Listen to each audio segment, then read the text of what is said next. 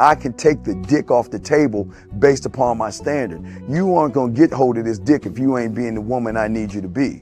You need to realize that you need to cook, clean. You gotta understand that you're not the only woman. And if you can accept that, that's fine. That's just the beginning, because you gotta work hard for me, because I work hard for me. So that means if you get with me, it's not gonna be easy street, because I need to be satisfied, because it ain't no happy wife, happy life bullshit. It's happy Steve, happy Steve. Being strong with self, understanding who you are, is the biggest defense to bitch ass weak men. And there's no excuses for the men not to be strong. But see, there's so many forces, and then so many men are embracing weakness. I can't stand weak men. Like I don't like to talk to them. It's hard for me to talk to these losers.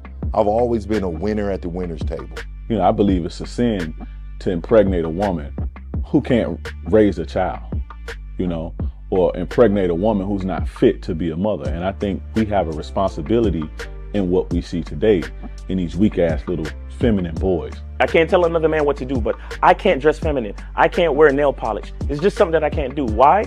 Because if I'm walking down the street and somebody's having trouble with a flat tire, I want them to feel that they can come to me and ask me, hey man, could you help me out with this? Because those are the type of things that a man will help out with.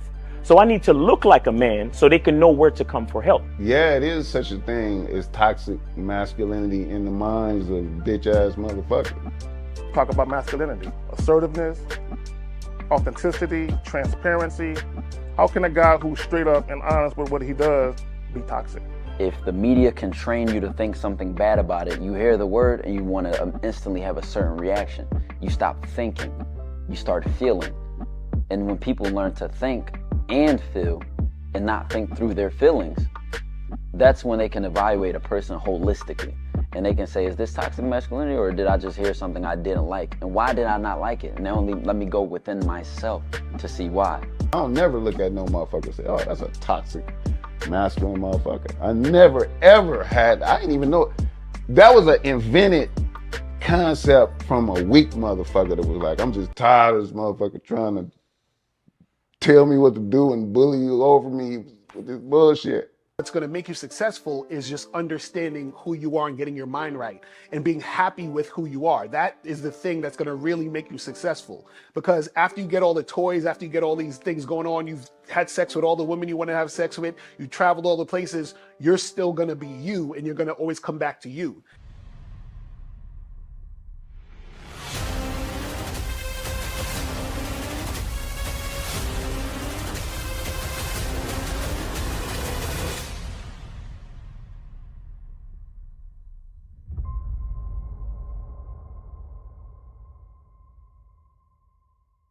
Why do I do this? Why are we even doing this documentary?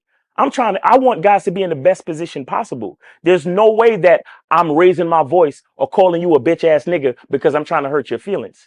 I'm calling you a bitch ass nigga because you're doing bitch ass nigga shit. And if you continue doing bitch ass nigga shit, you're going to end up in bitch ass nigga situations.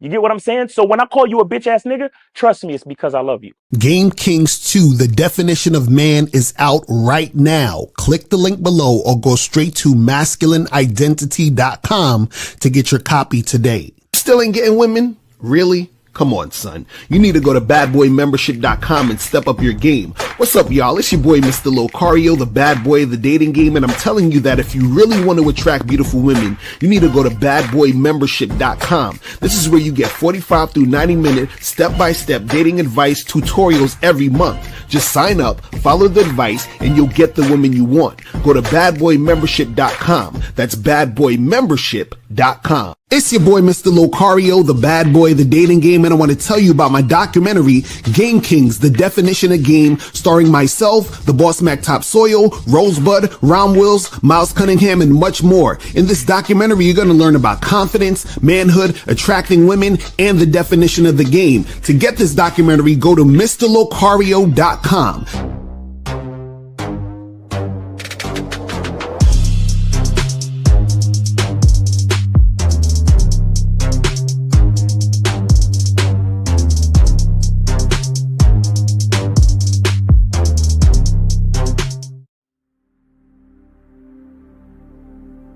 Some people think you need a sports car to get what you want. Some people think you need $1 million. Some people think you need looks, status. The only thing you need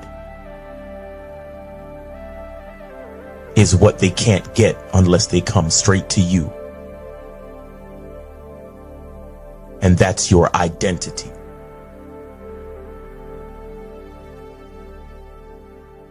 Join the Masculine Identity membership today.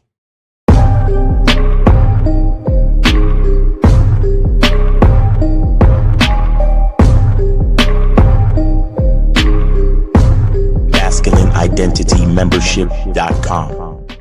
Masculine Identity Soap. This luxurious, quality, high lather, high moisturizing, all natural bar soap has been handcrafted with care and consistency to provide a quality cleansing experience for self-care, focus, and productivity. Specially formulated for cold showers. Stay clean, gentlemen. Masculine Identity Soap. Click the links below to get private one-on-one coaching sessions with Mr. Locario or Miles Cunningham to step up your game. These coaching sessions are designed to help you with your specific needs in the dating game. So make sure you click the links below right now so that you can step up your game today. Yo, we here. What's poppin'? What's going on? Shout out to everybody in the chats. Shout out to everybody in the building. It is Media Mondays. You know how we do. You feel me?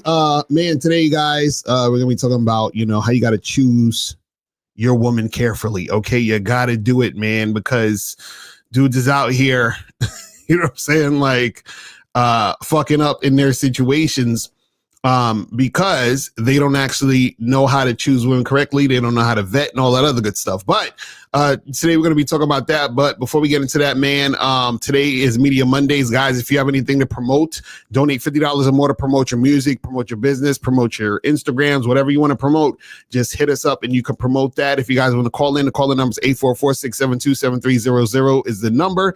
If you have a question, put a Q in the chat. We'll get to your questions. What's going on, Miles? Pop with you, man? Hey, buddy, how's it going, man? All right, man. Yeah, I'm doing all right, man. Happy Monday to everybody. What else is there? Make sure you guys check us out check me out on the Masculine Identity membership Monday night masterclass tonight. You know what I'm saying? We're going to be going over some interesting things. So make sure y'all come through. For everybody that's already on the membership, shout out to y'all, and I'll see y'all tonight. Facts, real talk. And before we get into all the other things, make sure you guys go to CunninghamElements.com. Yeah. The Masculine Identity Parfum, get the Masculine Identity Soap, and get the shea butter. You feel what I'm saying? Make sure you guys get that shit cracking. Also, make sure you guys go to shoplocario.com. You feel me? Make sure that you guys get that online dating consultation. Hit up myself in April so we can get you right on that online dating consultation stuff. Also, make sure you guys go get the Massive Game Collection program, 24 products right here, all in one package. And also, make sure that you guys get Master the Vetting Process. Get that. Because you guys need it, man. You guys need it. Because we're going to be talking about this today, how important vetting is. So, when you don't vet correctly, you get yourself in situations that you may not necessarily want to be in. You know what I'm saying? So we're gonna definitely talk about that today. You feel me? So make sure you make that happen. So today we're talking about choose your woman correctly, why vetting women is mandatory. Okay. And so what happened was I came across this clip of Ayesha Curry on this podcast, and she was talking about, her relationship with Steph Curry. And not again, bitch. Not again. So what happened was that she was saying a bunch of stuff about, he wasn't really her type at first. And she thought she was going to be the star of the show and all that other stuff like that.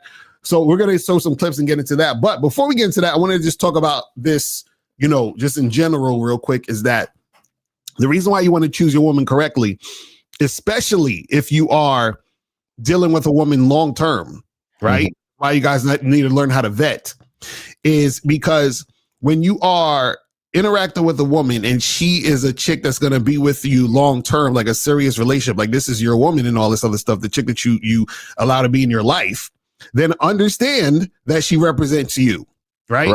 So she represents you, then you got to make sure that this woman is representing you right in a way that's going to, make everything look on the up and up, right?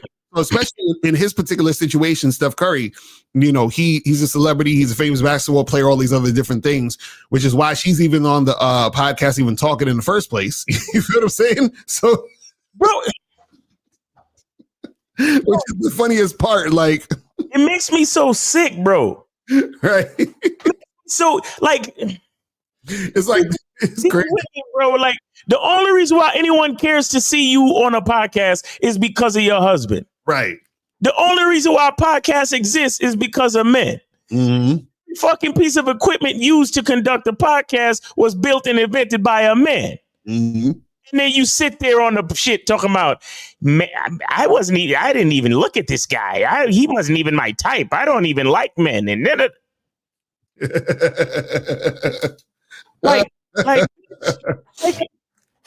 bro, I be look, no shade to nobody. Get your money, do whatever you want to do, because niggas love to see it. Mm.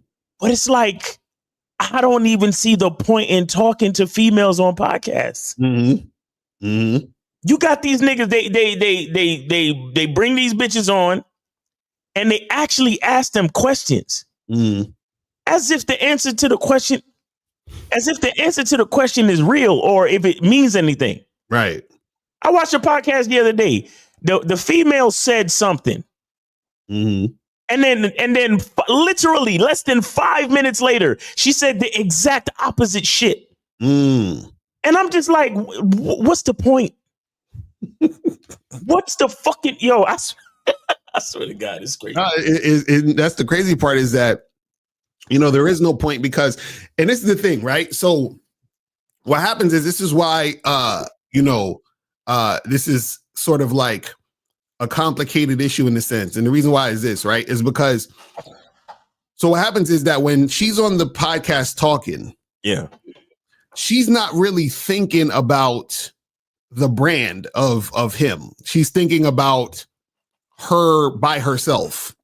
Well, what she doesn't understand is the reason why she's there is because of him. You know what I'm saying?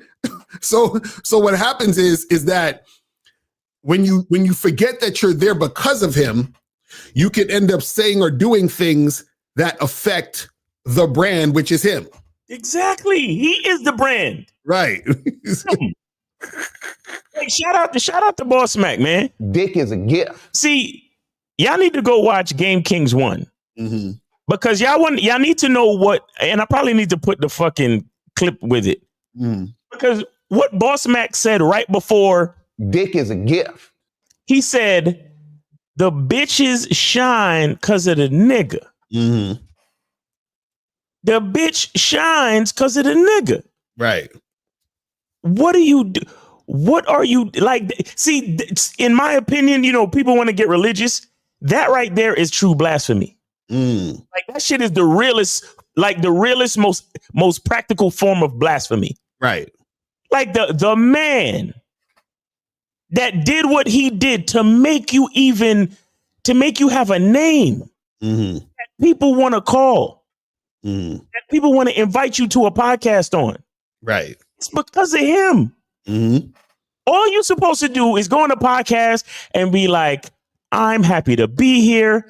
My husband is Steph Curry. He plays for the Golden State Warriors and he makes my life heaven. Thank you so much. That's it. Right. I'm Ayesha Curry. Good night. Right. That's it. That's all you need to say, bitch. Like, what are we? It's like, yo, but see, all of this too is, I feel like it's Steph Curry fault because he should have media trained her or something. Been like, listen, nigga, she would have came home after that table talk shit. No more interviews for you. You're done. You're done. And if there's an issue, then this family is done. I'm sorry. Right. The fuck are we doing? Well, let's show the clip. One of the clips of this real quick, so we could see what's going on here. Hold on, let me try to click on this. So it says Ayesha Curry says Steph Curry wasn't her type and didn't look at him that way in high school. Socials are asking, why do women often say this about their husbands, right? So let's click this real quick. Yeah. I get what you're saying of like you never saw him as something, but I'm like, when you look back, is there any memory that you're like, maybe there was something or no? Never. I just didn't think it was going to be a thing. I thought we would be friends. Yeah. Did you ever have anything in high school at all, or it was legit just stop. Hold on. And the thing too is she don't even realize, right? Mm-hmm. Based on what she's saying, mm-hmm. Now the entire explanation of your attraction now becomes questionable. Exactly. Now, any common sense real nigga is looking at it like, well, do you really like this nigga? Right, exactly. Because my next question, okay, so if you didn't see nothing, if he wasn't your type, if you thought if he was stuck in the friend zone, what changed then, bitch? What happened? Right. That would be my next question. But you know, this, you know, this fucking podcast host is not gonna ask that shit. Right. but this is the thing though.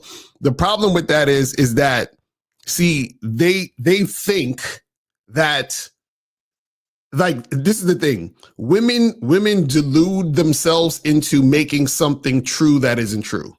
Right. So what they'll say is, well, no, but I really love him, and and he's my man, and he's this and he's that. But you just exposed through what you said, your language exposed you that you are not really feeling this motherfucker.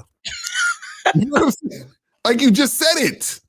You know what I'm saying? But let's continue to see what they say on here. Just friends. Yeah. I get what you're saying of like you never saw him as something, but I'm like, no, never. I in the beginning hated it so much. I did not sign up for that. I also always thought I didn't know that he was going to end up playing basketball. He said he wanted to be a high school basketball coach. I thought I was going to be the girl out there getting it. So I didn't know. Bro. So nobody's going to look at her and say, okay, so nobody is going to look at her and say, oh, so when you thought he was just going to be a high school basketball coach, that's when you just wanted to be friends. Right. But then when he started getting offers for the NBA, that's when he suddenly became attractive. And it's funny because what it sounded like, because I saw like a little bit other, like some clips of it. What it sounded like she was saying was, because I'm playing devil's advocate here, but this is where she's still fucked up. What it sounded like she was saying is, hey, I had no idea he was going to blow up like this. And I just assumed, because he said he wanted to be a high school coach, that I would be the one doing something else like more than that. Right. But even if that's the case, don't say it, because it still doesn't look good that you're saying it. Right. You know what I'm saying? That's the part. See, that's the part that a lot of women don't get, because this is what happens. A woman will say what she feels, but then after she said what she felt, she doesn't realize how what she said based on how she felt made her look. See, and I want to also give some subtext to the game on this, because I know it's some cats out there, some pseudo intellectual cats out there that'll come back and be like, but Lucario and Miles, Y'all talk about being a bad boy and having a masculine identity and not seeking validation from anybody. So why should she care how she looks to anybody? What's the problem of how it looks? Right. If we're not searching for validation and we believe in ourselves and our masculine identity, Mr. Lucario and Miles. Right. Because in this video you said this, so how could? Right, I already know exactly. Let me explain it to you, smart guy. Right. There's something called protecting the kingdom. Exactly. Now, if we're talking, a bitch nigga who's worried about validation is talking about how something looks in terms of cosmetics. Right. Like, oh, well, I need my bitch to be a dime because I need her to look this way so niggas could be impressed. No, that's not what Lucario is talking about. Lucario is talking about the way something is perceived based on threat of infiltration and influence. Exactly. That's a fact. What we're talking about. I just want to make that clear because I know. Why are you worried about how it looks, Mr. Lucario? I thought looks doesn't matter, just like you wrote in your book, right? I can hear them niggas already. Exactly. You know how these dudes are. I see you niggas already typing. I see the wheels turning. House behind your little keyboard, nigga. You're waiting for a free call to call in and shit. So you waiting for a free call to call in just to Lucario. I thought looks doesn't matter, so why does it matter how it looks? No, nigga, it matters how it looks because when, especially being somebody at the status of a Steph Curry being so famous, right? You need to project a strong, united front for the family. Exactly.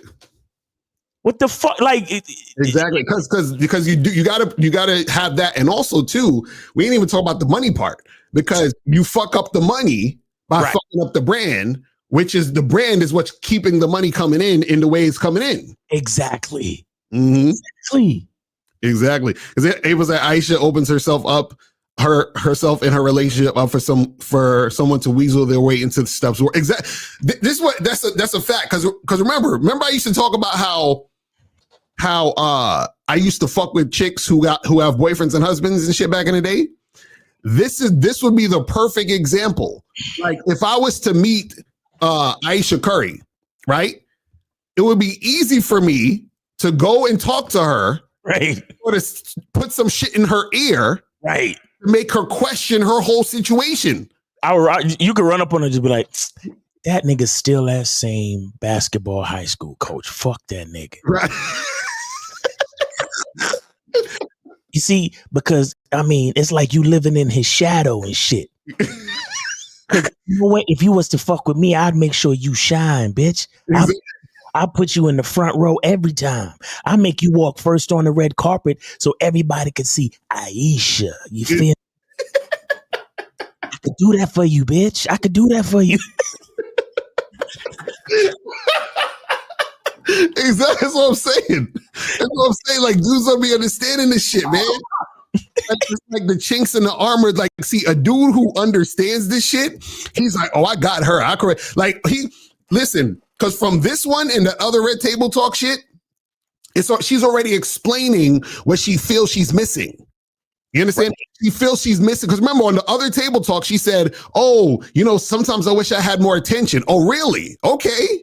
You feel what I'm saying? Oh, I thought I was going to be the big one, the bigger star. Oh, really? So you want attention? You want the fame? You want, I could sell that to you. I could sell you that dream. Yeah, I could facilitate that, baby. You know what I'm saying, girl? Come over here, Ayesha. Let me talk to you for a minute. That's a fact. So guys, this is what we're saying, where you got to be careful, because if your chick is out here, either like talking crazy about you, and this is the thing, they think it's some innocent shit. Oh yeah, he wasn't my type at first.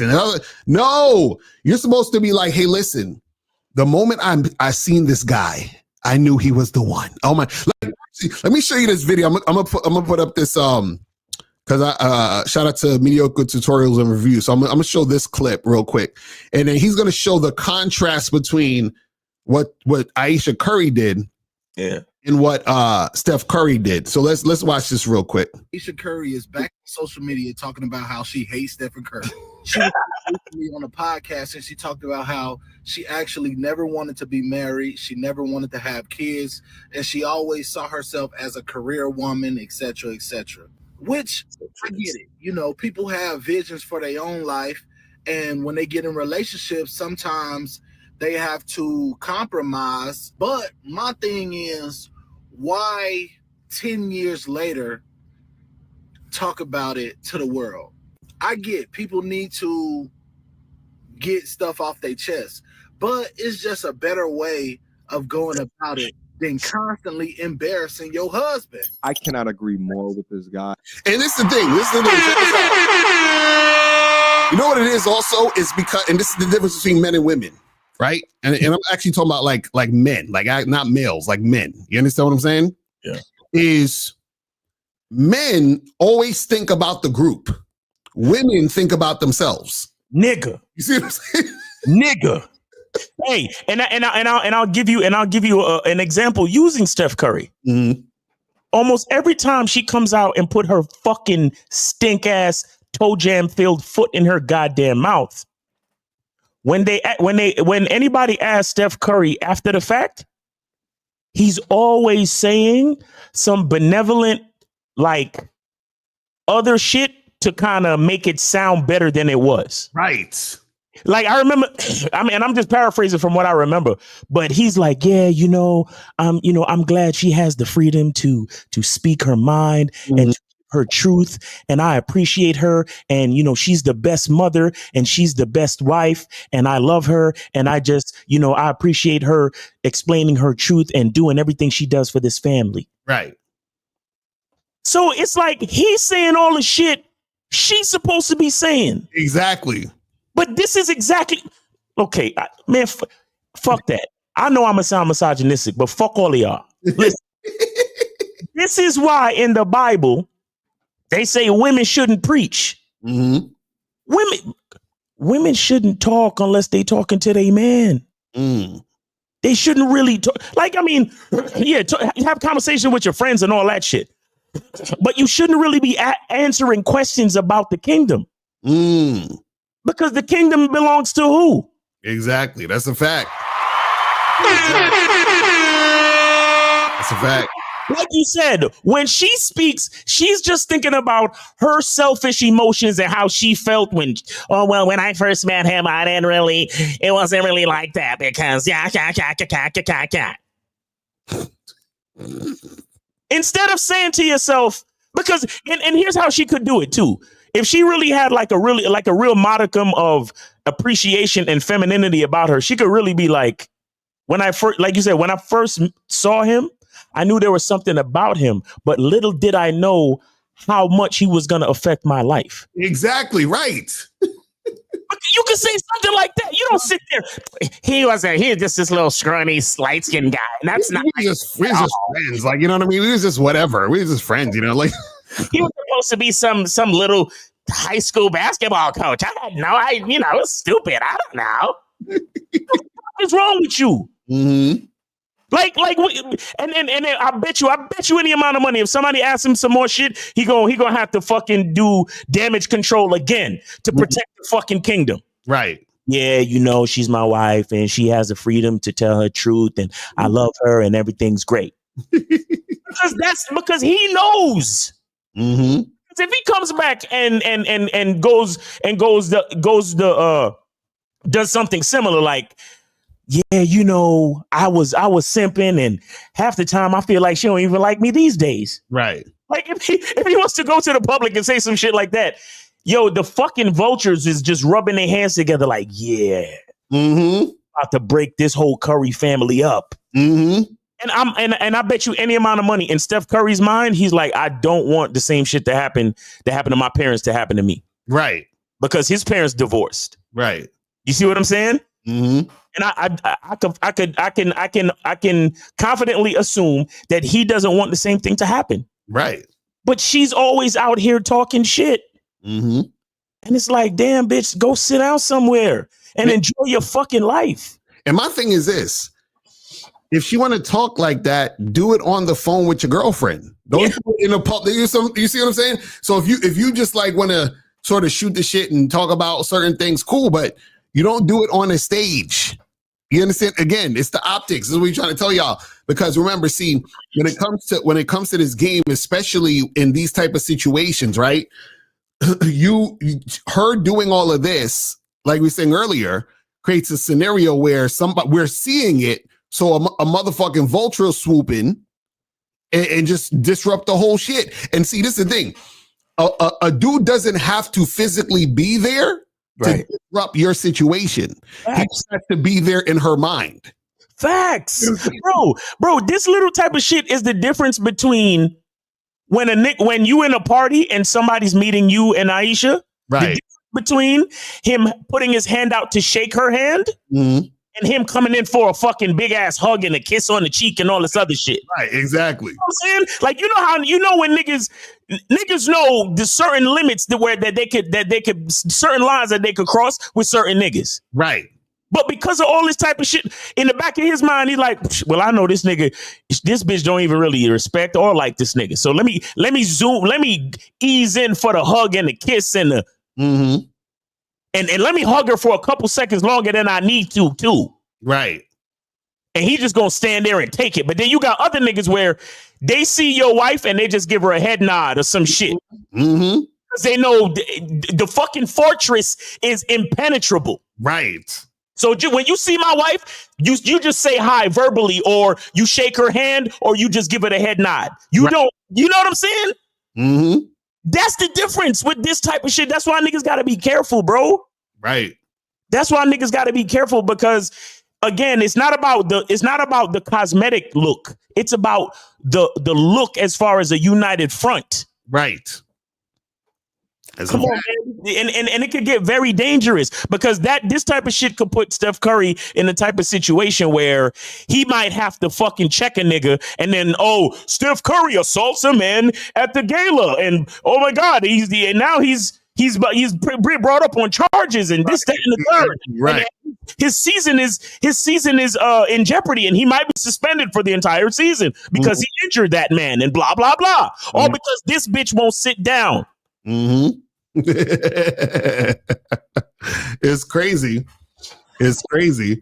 Let's continue to see what they talk about right here. And the fact of the matter is that she's only relevant. She's only important. People will only listen to her, not because of her own talents, her own attributes, but because of how goated and important to the world of sports that Stephen Curry is. So within that, when people ask her questions about a relationship, she just the verbal diarrhea like that I was talking to you about earlier. And she says all of these things, and I don't know, like, to not have an idea or understanding that in order to continue to protect his image, right, to have him be as exalted as an athlete as what he is, you are a representation of that. Right. Exactly. This is the problem, right? This is the problem when men don't understand the importance of leadership, the importance of vetting, and the importance of teaching a woman how to be with you. You know what I'm saying? Because this is the thing, is that this should have been a conversation.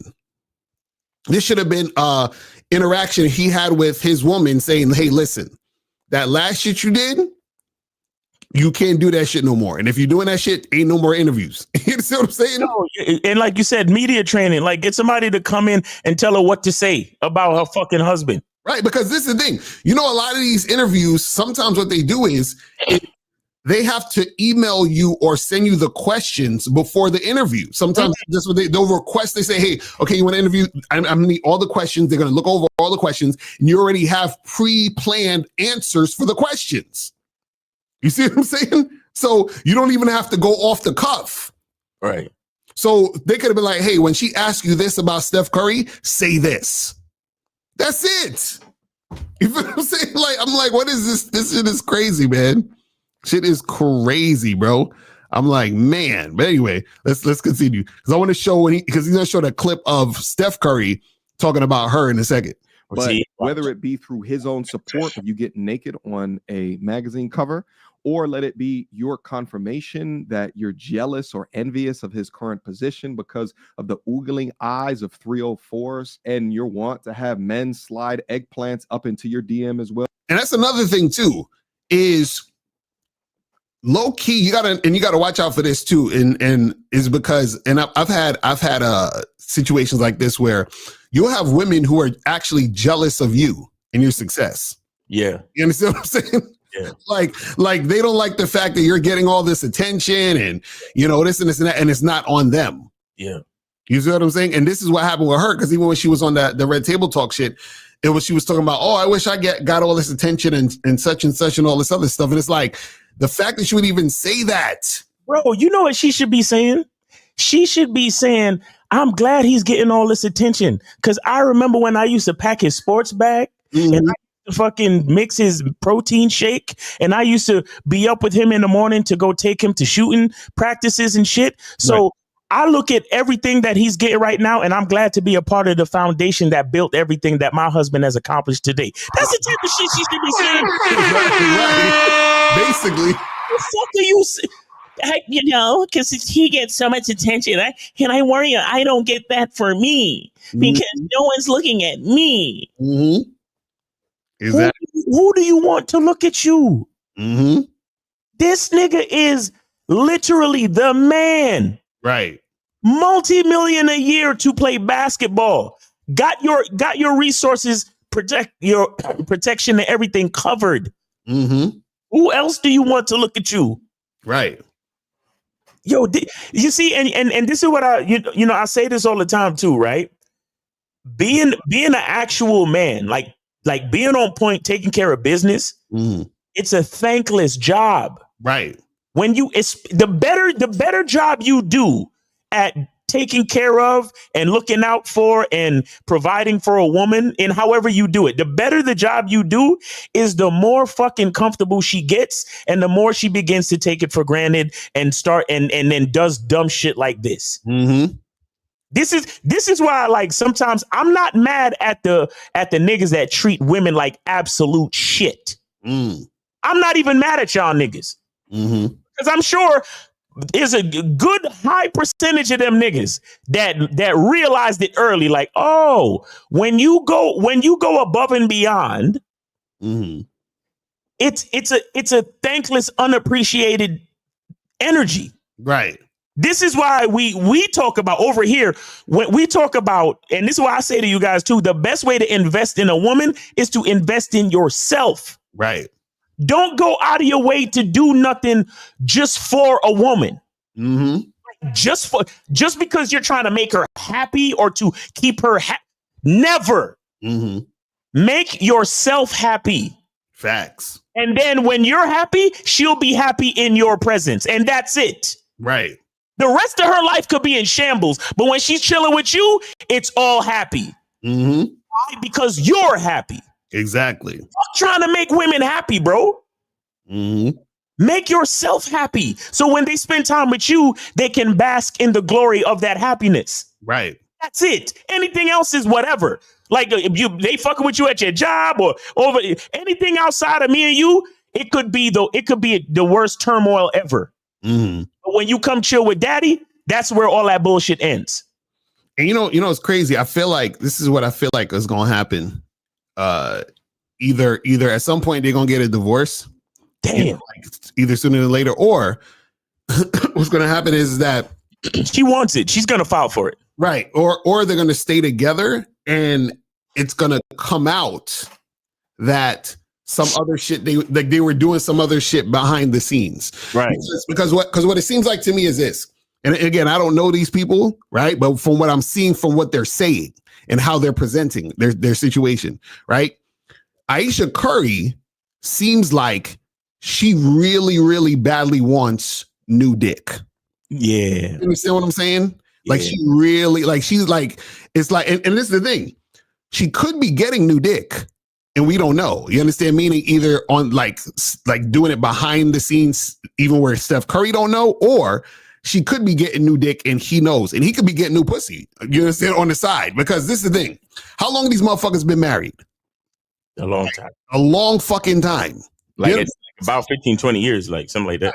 15, 20 years, right? So now, notice for the average person, right?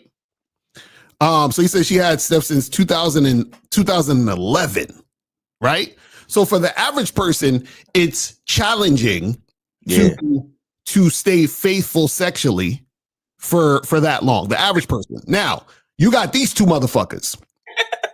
Ayesha and Steph Curry, they're famous, right? And you're going to have women who's going to think Steph Curry's attractive, and you're going to have niggas that will fuck the shit out of Ayesha Curry. You understand what I'm saying? So what I'm saying is that it gets to the point where the average person would have a hard time not wanting to do something and then try. So if you're them, trust and believe that you're getting that itch to want to, you understand what I'm saying? Do some type of shit. You know, it would be cool if men could be on code and no one offer Ayesha Curry dick. Like it would be such a beautiful thing if every nigga, every man on this fucking planet, if Ayesha Curry hollered at them like, yeah, me and Steph are separated now. You want to go out? Every nigga would look at her and be like, fuck no. You get, because of the way you represented yourself during your marriage, you get no dates, no dick, no nothing from another man. Nothing. You don't even get a fucking compliment. Like, wouldn't that be good? Wouldn't that be beautiful if every man could be on code on some shit? Right. Like, Ayesha Curry gets nothing. Ayesha Curry gotta go get a fucking dildo or some shit if Steph leaves her or whatever it is, or if they divorce or whatever. That would be so fucking beautiful for every nigga to be like, nah, nigga, you shitted on Steph Curry. Nah, fuck that. That shit would never happen. It's too many. Niggas will fold in 2 seconds. We'd be like, listen, they couldn't even do that shit for 24 hours. That's what. Actually, you already know, niggas is waiting to trick on Ayesha Curry. They waiting. Yo, because a nigga like me, bro, like I could not. Not after all this, I could not. I could. Crazy. I don't know if I would even let her give me dome. Like, like, come on, man. Dick is a gift. Like, no, you don't deserve that anymore. But by the way, yo, Steph Curry's a unanimous MVP, bro. Mm-hmm. This dude is NBA royalty, bro. Mm-hmm. Like, literally, when I say kingdom, I mean kingdom. Right. Come on, man. This. That should be hilarious. Let's continue. So you can feel as important to still come out 4 to 5 years later and speaking about, well, I never wanted kids. I never wanted to be married, but he just came out on the change. I just thought he was going to be a high school coach. Well, that shit changed when he started to get some rather impressive looks, didn't it? And then you come up with this interesting conundrum of, do I do this for the bag? Do I keep hush? Maybe I could talk about it on a podcast 5 to 10 years later. Or do I just, live the life that I thought I was going to live and upgrade to a boss beat independent queen? Like, every time she opened her mouth, she embarrassed this man. And then here come all the women in the comments. Oh, she's so brave for saying things that a lot of women want to say. Like, there is a way of discussing things without disrespecting and embarrassing your partner. And the crazy is that if you listen to the difference of how Stephen talks about her. So you end up meeting. Now look at how Steph Curry gonna talk about her. No. Stop for a second. Don't do it. Hold on. I need to explain something. I'm just looking at the facts. Okay, listen. So and based on what April said too. Shout out to April. She said that they got married in 2011, right? Mm. They were dating since 2008. Wow. Now listen, look. Now look at this. Guess what draft class Steph Curry got into the NBA? When? 2009.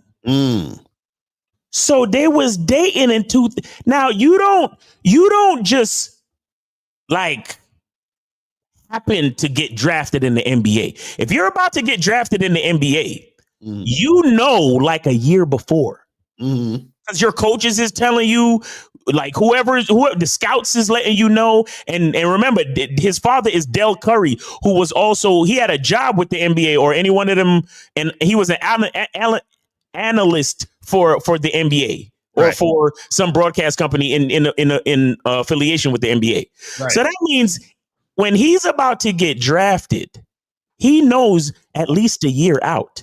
And you see what I'm saying with this shit? That's crazy. So, the whole time he wasn't nothing to me. He was just a friend. I thought he was just going to be a coach. But so you knew each other before then you start dating him in 2008. He gets drafted in 2009. So you expect me to believe that you ain't see this free ride coming? Right. With the friend zone nigga? But you know what the crazy part is though with all of this is that, see, it's like when a woman isn't really into you, like when she's settling for you or you're not her first choice, or, you know, she doesn't have high interest in you, she always has to, in some form or fashion, find a way to remind not only you, but everybody else that she feels she's better than you. Right. You understand what I'm saying? It has to come out in some form or fashion, because what happens is that she knows, and this is the crazy part. See, someone like Steph Curry, because he's so talented and so famous and so, you know, on put on such a pedestal, it's like, how dare this nigga who I gave a chance to is getting all the attention, all the praise, you see what I'm saying? Wow. Like, dare he? Wow. So I'm about to get drafted in the NBA. I decide to start dating you, but you're the one giving me a chance. Exactly. Wow. Wow. Bro, you see, that's why shout out to my lady, my queen, because whenever we're out and she has a chance to, she always starts like she's a cheerleader, bro. Right. Because like we be out and somebody be like, oh, you know, what's that you're wearing? You smell good. And she'd be like, oh, that's his custom fragrance, the masculine identity eau de parfum. And you can get it at CunninghamElements.com. You get what I'm saying? Right. Yo, your woman should be your cheerleader. That's a fact. And Javiso said this video also released the weekend before Steph Curry's book is supposed to release. Shot ready. She's messing with the brand, especially how men perceive it. That's crazy. I didn't even know he was coming out with a book. That's insane. But see, this is what we're talking about, though. This is exactly what we're talking about. Is that why would you go on the podcast? Like, all she should have been on the podcast is talking about, oh my God, he's the best, amazing. Matter of fact, she should have went on that podcast and said, you know what? When I was on the Red Table Talk, I was tripping. You know, I didn't even know what I was saying. I was high. I was drunk. I was on some stupid shit. Man, my man is the greatest man ever on earth. Like, she should have been on that type of shit. Did she mention his book? That's what I'm saying. I don't even know. Did she? I didn't even see. Oh, yeah. By the way, Caleb sent in 2 free calls. Caleb sent him 2 free calls. That's a fact. Calls, people. So now I want to show y'all. This is the part where Steph Curry, is going to be talking about how he, thinks of Ayesha Curry. This is like, I guess, an old interview or something like that. But let's listen to the difference. Here we go. Your now wife, when you guys were 14, 15 years old in a church group, you end up starting to date when you're in college, get married when you're 23 years old. Why get married so young? Why waste time if you found the right one, right? That was I knew, having met my wife in high school, kind of her story and just, her family and what she was about, very faith-oriented woman. And she was so driven. We didn't date, like you said, through high school, and we got to college and we met again. Hold on, is that on your side or my side? You got it? I got it. Yeah. This is 352. You are on live with Lakari and Miles. Name, age, city. What's your question? Or where did you send it? Are you taking a free call or you sent it? I sent $10 to Miles in the game. Okay. What's the name on it? It should be V. Okay, gotcha. We got you. Yeah, we got you. We got you. What's going on? What's going on, Miles? Man, I'm V. I'm calling from Georgia, and I'm age 32. Okay. So yeah, man, I didn't have no question. Miles, Lucario, I just wanted to call in and just say this. From learning with you all, what you all been teaching and everything. That's why a lot of times, if you're not careful, man, that shit, it'll come back and eat you alive. Mm-hmm. And sometimes you think that when you're dating and you're doing whatever, going about your business in a relationship, it can, sometimes we think that it'd be 10 years. Sometimes it may be even 30 years. Cause I even heard, overheard people say they was knowing somebody who was in a relationship or marriage for 39 years. Yeah. And, everything was going good. The guy was, taking care of his business and stuff, but something must have went wrong somewhere. And he came home one day and caught his wife in the act after 39 damn years. And so I'm I'm gonna compare that to myself. And to be honest, before I came across you all, I was in a situation like that when I was with a chick, and I was dating her, and then come to find out, something in my mind was just telling me, just go ahead and just break this thing off. I was kind of feeling her and everything, but I broke this thing off because I felt like, it was some stuff that wasn't going right or whatever, it was like, oh, you insecure or whatever. And I broke it off. You ever been in a situation where you felt like you think you're doing something so wrong, but later on when things come out, you be like, damn, I'm so glad I did that. So I was right after all. It was one of those things. I'm going to say it's probably like a 75 to maybe 90% chance she might have messed around on me. But I can't prove that though, if she did or not.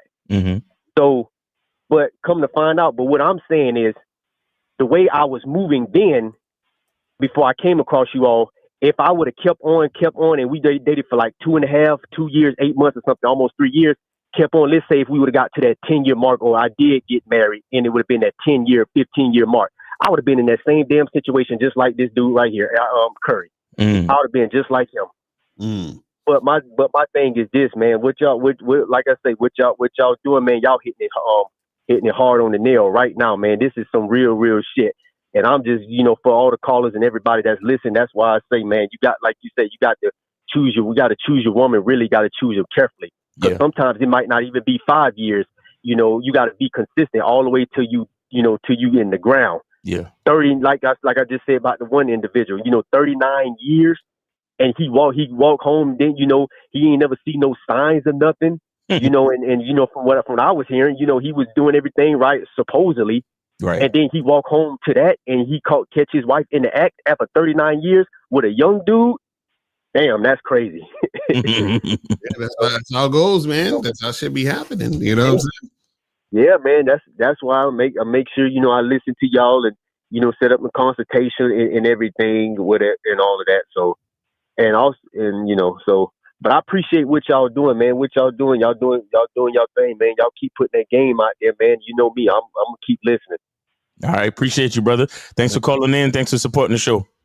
All right, man. Talk to you later. Peace. Appreciate it. All right, so let's see here real quick again. But look at how this nigga look at his face. Look at his fucking face. He's just rewind it just a little bit. Story and just and our family and what she was about. Very faith-oriented woman, and she was so driven.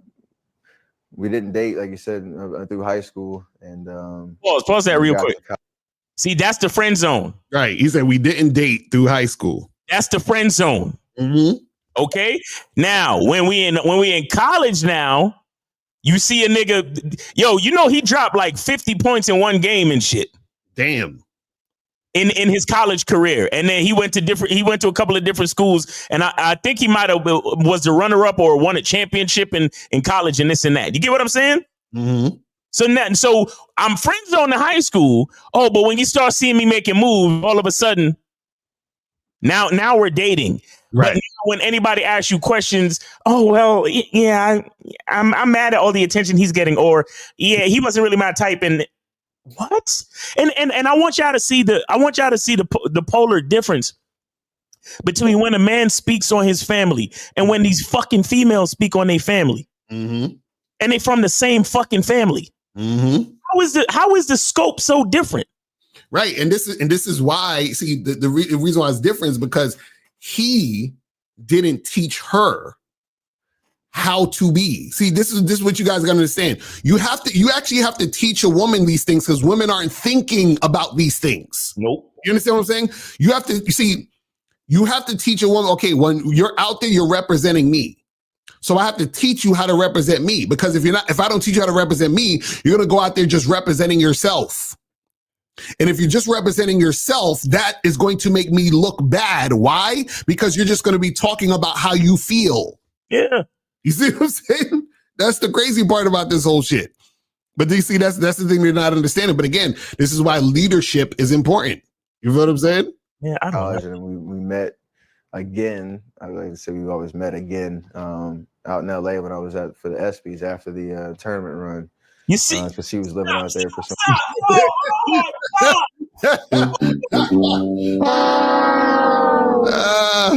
Listen to what he just said. They met again in LA. Mm-hmm. So while she was out whoring mm-hmm. and slutting it up in LA, he was on his way to the ESPYs, mm-hmm. ESPN Sports Awards. Right. And then she was like, oh, he looks like more than just a friend now because he's on his way to the ESPYs. Mm-hmm. Guys don't get invited to the ESPYs unless they're about to get into the NBA. Right. You see what I'm saying with this shit? Look at his face. He was always in love from the beginning. Right. And she was just looking at him like a friend, a backup plan. Right. I bet you her parents was like, hey, I've been hearing some great things about your old high school friend, Steph. Right, exactly. Why don't you look him up and see if you guys can Mom, I told you I don't like him. He's just a friend. Yeah, but bitch, you gotta get with this nigga. Exactly right. You get $1 million contracts. But Mom, bitch, listen to me. You ain't gonna be no boss, bitch. You somebody's wife and somebody's mother. You better get out there and get this money. Right. Mm-hmm. She gonna divorce him as soon as he retires. Watch. That's gonna be crazy. You're gonna file for divorce as soon as the guaranteed $1 million check stop coming in. She's out. Mm-hmm. And somebody probably already spinning her ear, telling her like, "Hey, listen, girl, when that shit dry up, you know what I'm saying? We gonna do this, and then we gonna get you out there. Like she gonna have her own show." Yeah. And you see how in love? Look at his eyes. You see how in love he is. I bet you there was no prenup. Right. He's fucked. He's fucked.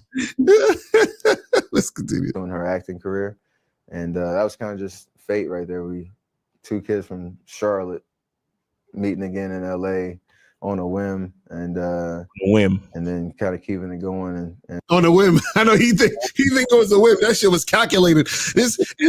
And April said she was trying to become an actress. And he just said it too right there. She was trying to do her. So I've never seen Ayesha Curry in nothing. Has she? Look, listen to me. When I said she was whoring and slutting it up, she was trying to fuck all of them directors and producers. That's why we never saw her in shit. Her head was always under the fucking table. You know what? Let me stop. I don't know that woman. I don't know that woman, and I don't know what really went down. Listen, and the thing is, when you want to be an actor or an actress, part of you wants that, not just for the art of acting. You want to be famous. Yeah. You understand? You want the attention. Yes. So that's why she was like, oh, I thought I was going to be the big shit. You see what I'm saying? She thought she was going to be Halle Berry or something out there. You understand what I'm saying? He said she is an actor, acting like she liked him for the bag.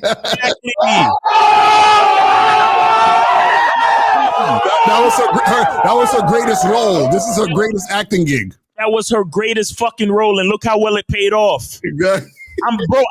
Look, if when he retires, all I'm saying is don't be surprised. I'm not saying I don't want it to happen, and I'm not encouraging or waiting for it to happen. But I'm saying if it happens, don't be surprised. And nobody will be. He's never going to retire now because he's like, I don't want her to leave. I'm never retiring. Oh my goodness. Better keep dribbling, nigga. You want to keep your bitch. Can you imagine Steph Curry single out here with these chicks? Like, yo, he would get nigga.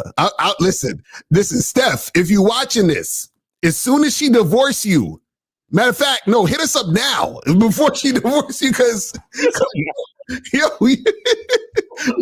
like he's gonna need this game heavy. And you know what? You could pay Lucario, but I'll do it for free if you teach me how to get a better jump shot. Right. Yo, Steph Curry needs to get on the memberships heavy. Oh my God. Because imagine him out here single. All these bitches gonna eat him up. They're gonna eat his ass up. They're gonna eat him up. Because think about it. He spends all his time on the court and he's been married to the same bitch for the last 14 years. And he's been in love with the same bitch for the last, 20 years? Right, exactly. Get what I'm saying? So yeah, they would fucking, oh my. Keith Atkinson, forget what these two guys are saying. Get to the bag, guys. Get to that money and your life will be just fine. Your woman might not respect you, but who cares?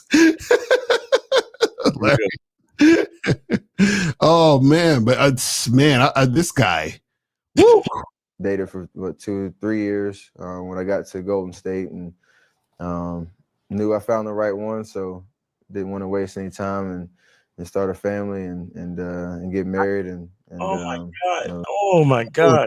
Find out she finessed this nigga. Dated for 2 or 3 years when I got to Golden State.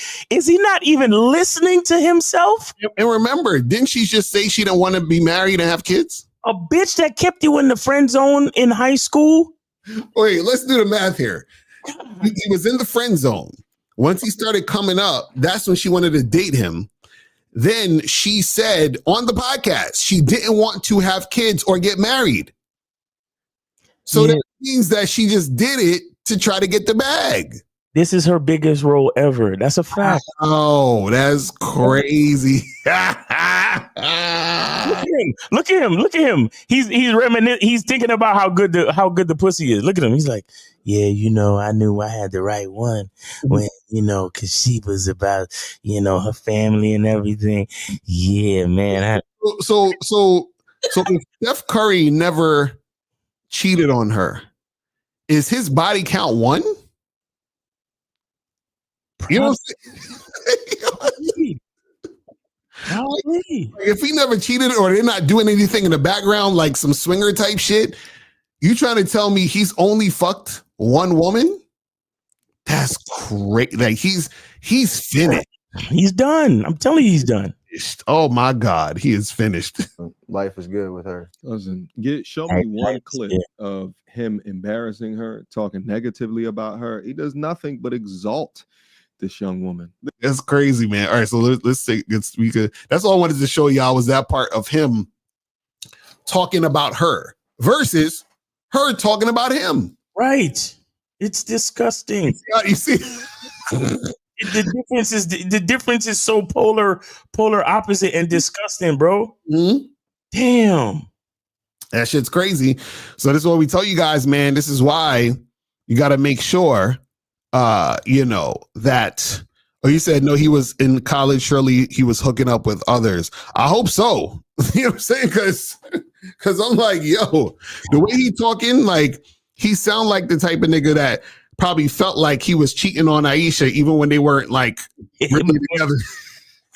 He was probably in the dorm room and this chick trying to give him some pussy. And he's like, exactly. He was saving himself for Ayesha. Girl, he was like, listen, Rebecca, I can't. There's this girl that I really like, and I think she's the one. So I don't want to ruin this. Oh man, this is crazy. Listen, I believe he's only been with her because that's why his jump shot's so good. You understand what I'm saying? Yeah. That's why his jump, like, you can't be that good at something. Like he's not, like, he's exceptionally great, meaning that he spent lots of time working on it. Yes. So you can't spend that much time working on something and be fucking a bunch of bitches. It's impossible. You know what I'm saying? And on top of that, he sounds like a church boy too, because he's like, oh, my church and this nigga, man, like, oh my goodness, I feel so bad for this nigga because the real Ayesha Curry, I think, is the woman in those interviews. That's really her. That's really her, man. That's really her. And I never did the math. But they started dating in 2008. He got drafted in 2009. Right. Damn. Yo, y'all need to send this video to Steph Curry, man. Where is Steph Curry? Steph Curry needs to see this. He needs to see this shit ASAP. Like, God damn. But, you know, it is what it is. But, guys, call up. Call the number is 844-672-7300, 844-672-7300. And we still got 2 free calls. Still got 2 free calls. And it's Media Mondays, guys. Y'all niggas. Somebody sent a 50 for us. Oh, I think this is it. 909. What's going on, man? I think you're the one who sent in the joint, right? Yes, sir. Yeah, man. What's going on with you? So I hope it's on YouTube so we could get to it easy. Yeah, it's on YouTube. Okay, that's what's up, man. It's ST dot. Okay. Trojan.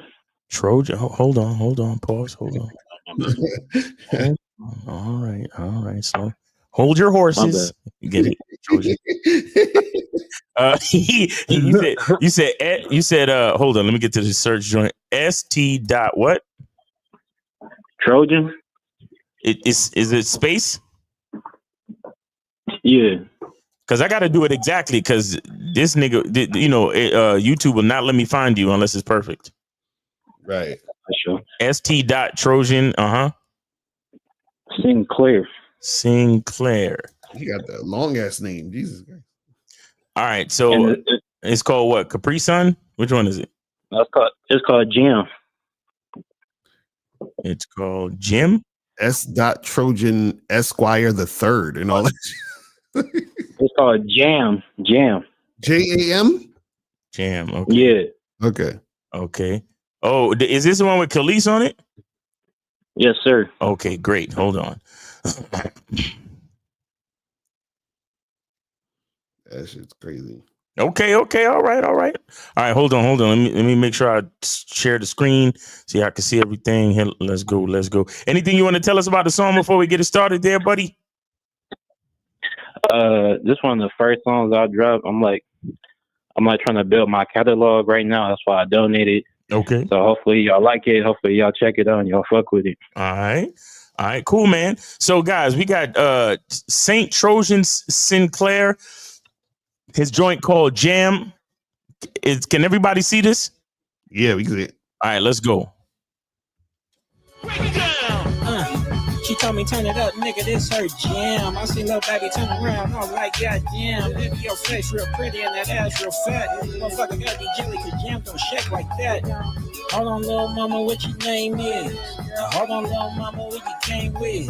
She said she like my style and my game tight. I look back and reply like you damn right. Baby looking good, she the one I want. This a motherfucking good, I hit her from the front. Or I hit her from the side, I'm a little lazy. Or we can role play and get a little crazy. Nothing wrong with getting dirty and a little nasty. And that baby a freak, and them streets you classy. Looking for a good time, not a long time.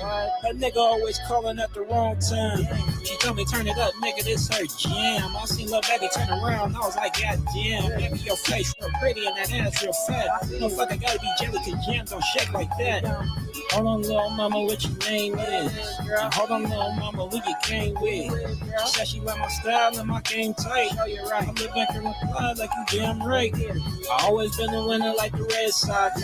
She know I got more game than the Xbox. Last be the square, he ain't got nothing on me. Bitch, I got so much game, I should work at Sony. I'm a Rolling Stone, girl, that's how it be. I'm gonna be playing the field till I'm 93. So go and call my phone so I can get you right. After that, I'm gone, I can't stay the night. Hold on, little mama, what your name is? Hold on, little mama, who you came with? She said she know my style and my game tight. I go back and reply like you damn right. Hold on, little mama, what your name is? Hold on, little mama, who you came with? She said she know my style and my game tight. I go back and reply like you damn right. Yeah. All right. Yo, that sound like Too Short / E40. Yeah. Media Monday playlist. Let's go. Yes, sir. Yes, sir. Saint Trojan. Say your name, bro. Saint Trojan Sinclair. All right, Saint Trojan Sinclair. Sinclair Esquire the Third. He got that like serious like. Hell yeah. Great Poupon name and shit. This thing. I fucks with it though. I like the beat. Who did the beat? Some nigga off YouTube, bro. I don't even remember his name. Some nigga off YouTube. I don't know, man. One of I got enough game. I should work for Sony, man. This shit is great. Yeah. But yeah, man, we appreciate you bringing that in, man. If you got any more stuff, holla at us. And for all you other musicians, for all the other people that want to promote, guys, it is Media Monday, so you guys can get that shit cracking. You feel what I'm saying? Yes, sir. Appreciate you. I appreciate you, man. And remember, you could like clip this and use it for promo and all that shit, man. All right. Oh, for sure. Yeah. All right. Appreciate you, brother. Thanks for supporting the show and thanks for sharing your music with us, man. That shit is fire. Thank you. Oh, wait. Real quick before you go, is there a reason you put Khalees on the thumbnail? Shit, she just looked good to me. Okay.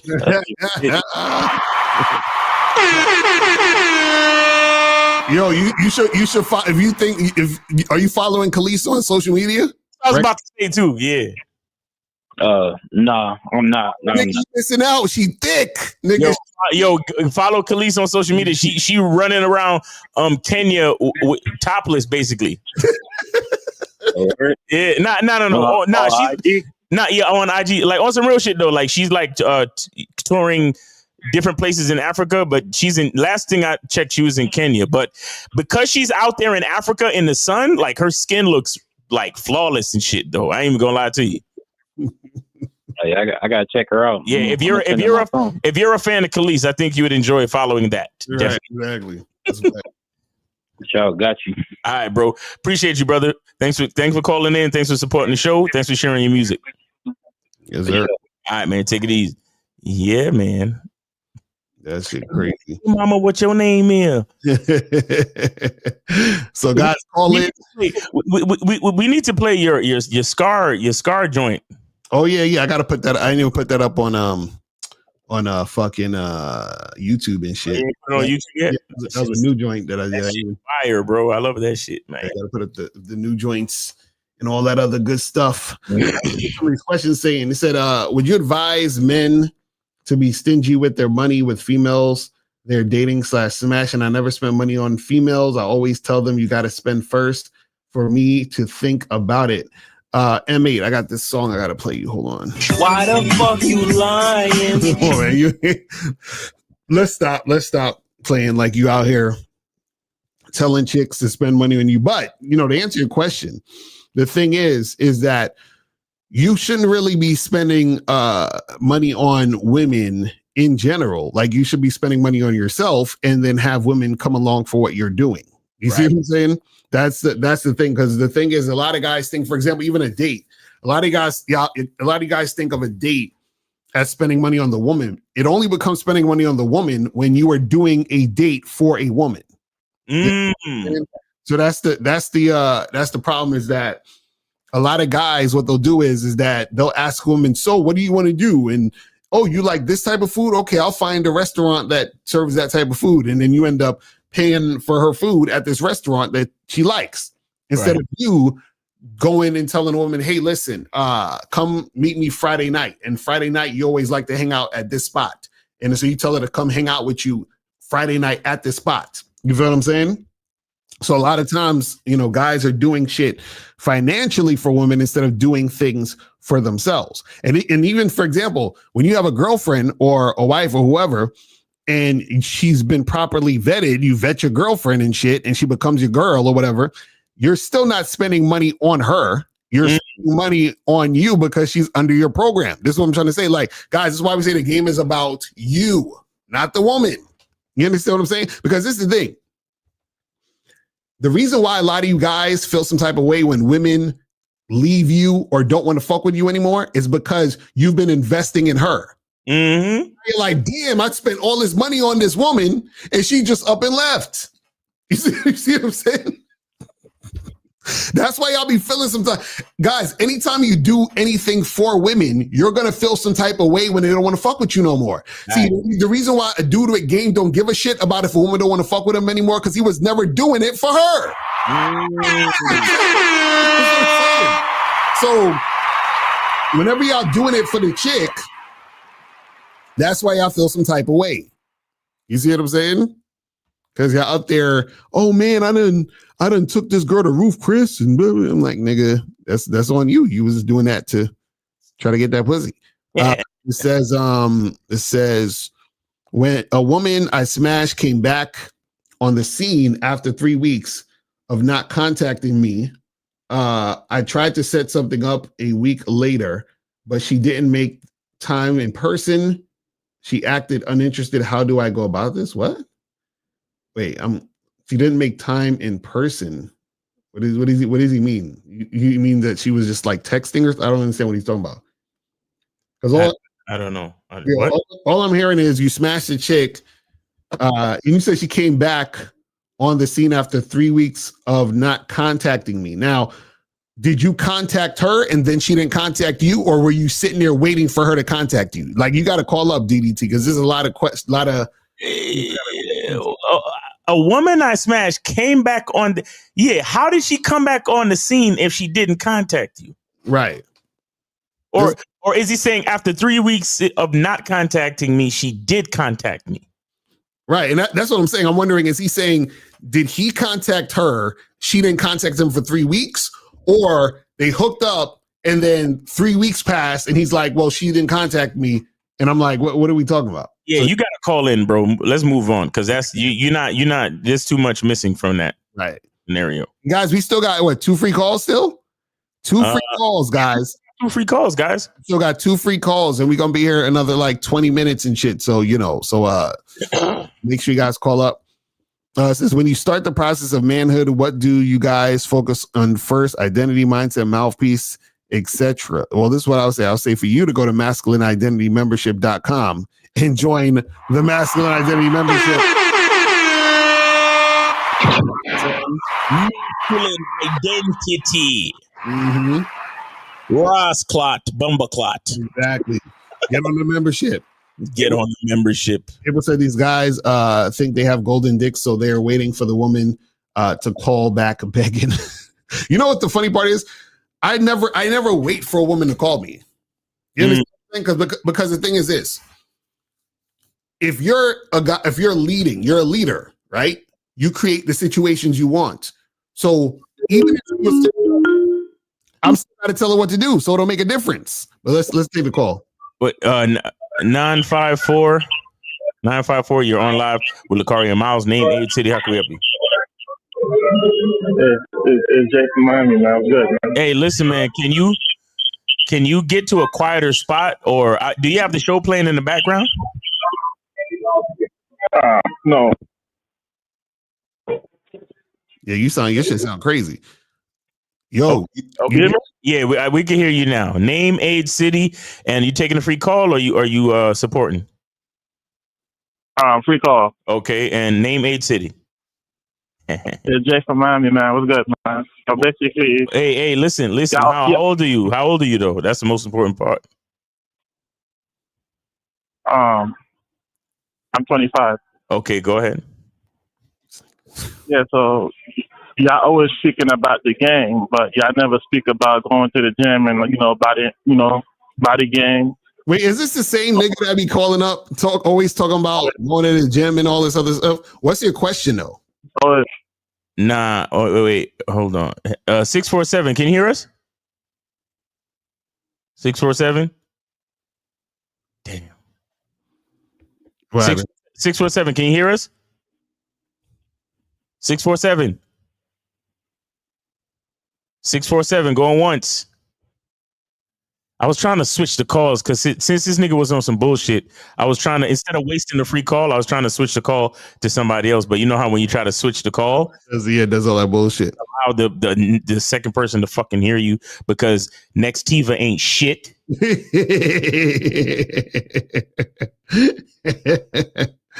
So what happened to the body game guy? He hung up? Yeah, nah. All right, you call him. Somebody call him back now. All right, 647. You're on live with Lakari and Miles. Name, age, city. Where did you send it, or are you taking the free call? It's Jarrell, 36 Toronto. Jarrell, what's going on, man? How you doing, brother? Are you taking the free call? You taking the free call, or you what are you doing? Yeah, I'm doing the 1-for-1, so I'm gonna take the free call and I'm gonna send a call so someone else can call back too as well. Okay, great. That's great. All right. Yeah. What's your question there, bro? What's going on? So I'm not trying to be facetious because you guys know I've been following you guys for a long time, but right. I was gonna ask you the question, and if you want background, you could let me know. Okay. So can you explain what is the issue with making a girl your girlfriend after 2 months and then taking her on a trip to Hawaii?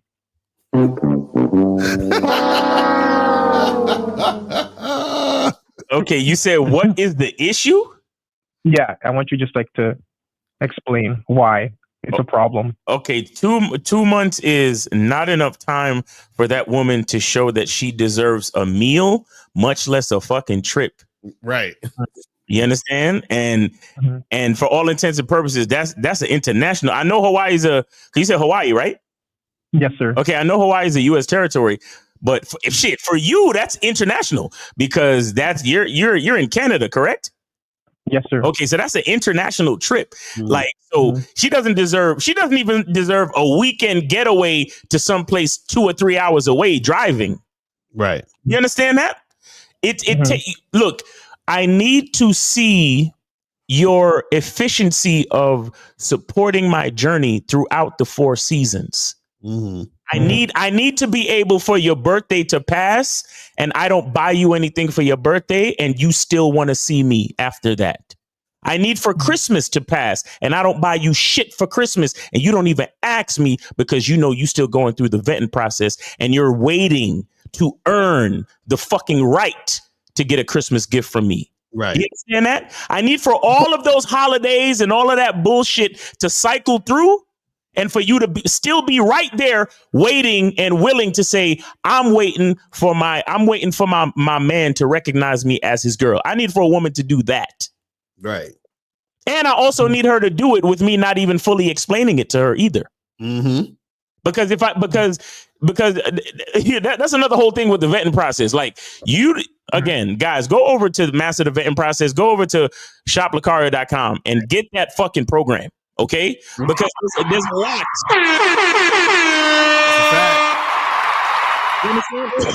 There's a lot that a woman needs to show you without you necessarily holding her hand and giving her all that extra information. Because a lot of it, because we're the closest thing to God, a bitch needs to move on faith. That's a fact. So the thing is this. Is what you're saying is the issue of making your girl 2 months and taking her on vacation and all that other stuff is because when you do that, you totally eliminate what she needs to do to prove she can be worth being a girlfriend in the first place. Right. You see what I'm saying?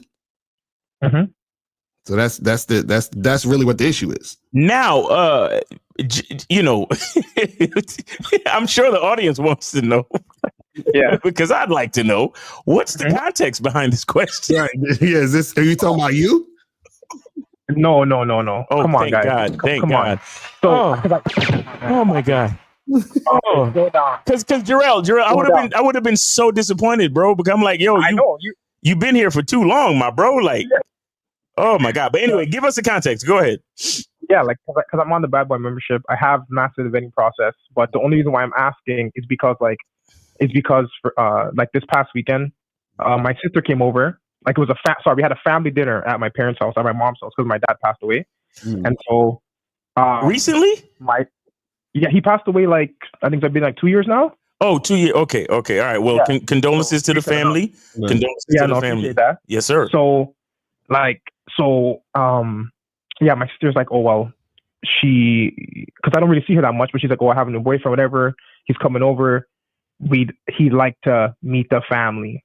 And then so I just asked her like 1-2 questions. Yeah. And I was like, based on what I know, I'm thinking it's not gonna go the way she thinks. But I withhold my opinion. Right. Unless she asks for it. But I'm the only reason why I'm calling and asking. So like if I have to give advice to someone, I know that what I'm learning on the membership and what you guys are saying is like I'm thinking on the same wavelength. You know what I mean? So I'm not misinterpreting anything, because majority of what you're saying is exactly what I was thinking. Right. But like at the end of the day, she's grown and she's gonna do her own thing. If she asks for my opinion, I'll give it to her. But yeah, you don't need to. You know what I would say? Don't tell her anything, or don't tell anybody anything until after they fuck up and they ask you your opinion. Then you can tell them something. You see what I'm saying? Like other than that, you can't. Yeah, you understand? Like don't exactly, because like I said, never give someone unsolicited advice, because exactly they're not gonna listen to you, and or they're not gonna take the advice, but also they're gonna get mad at you for giving them the advice. Because a lot of times what happens is that even if they don't take the advice, they'll still be mad at you, because if they hear the advice and it makes sense, then they're going to really be mad at you, because they're like, fuck, he's probably right. And they don't want to hear that type of shit. You feel what I'm saying? They don't like hearing the shit. You know what I mean? So, and it's your sister too. And she's thinking, but I want to go to Hawaii. Mm-hmm. I don't care. I don't give a fuck if he has a program, a masculine identity, or a vetting process. Right. I want a free trip to Hawaii, as she should. Mm-hmm. There's nothing wrong with that. Somebody offer you a free trip to fucking Hawaii, nigga, take it. Right, it's up to him. He's the one that's fucking up. Really, he's the one that actually needs the advice. He's the one that needs the advice. Your sister's good. Your sister's good. She's getting a free ride from a fucking simp. Hey, get it. Right. The only thing that she needs to make sure though is that she understands the situation that she's in. Right. Because she don't want to go all the way to, like, hopefully they've already had sex like that. They've already passed that threshold. Hopefully, because she don't want to go to Hawaii and be like, oh, I don't know what you were thinking, but I thought we were just friends. And then he turned around and turned into somebody else. Exactly. So have they started having sex yet?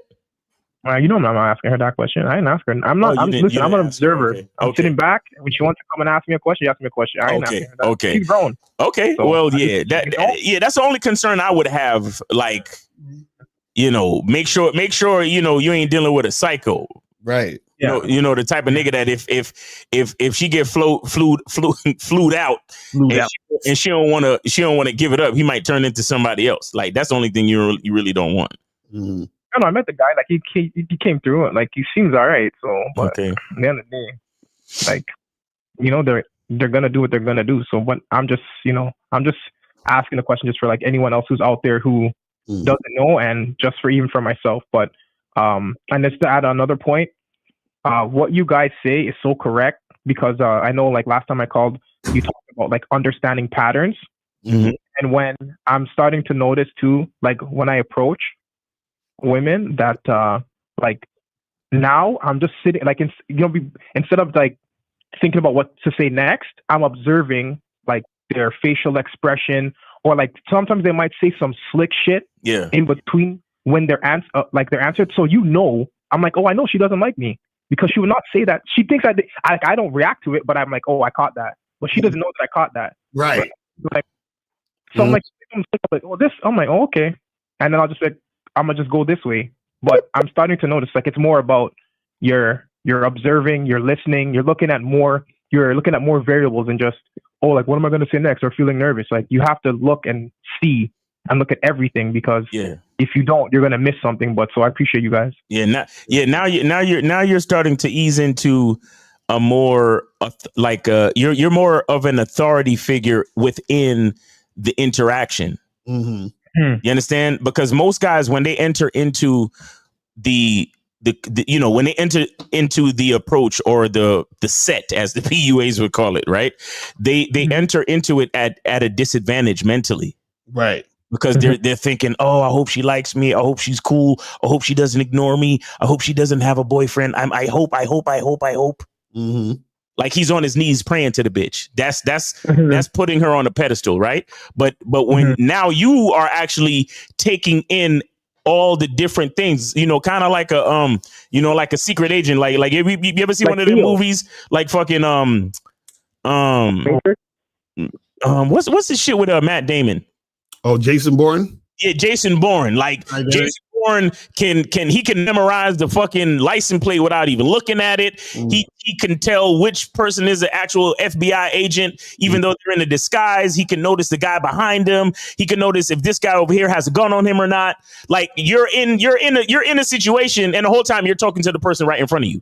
Right. But you're noticing all these things around you. And that's how heavy your game should be when you enter in a situation where the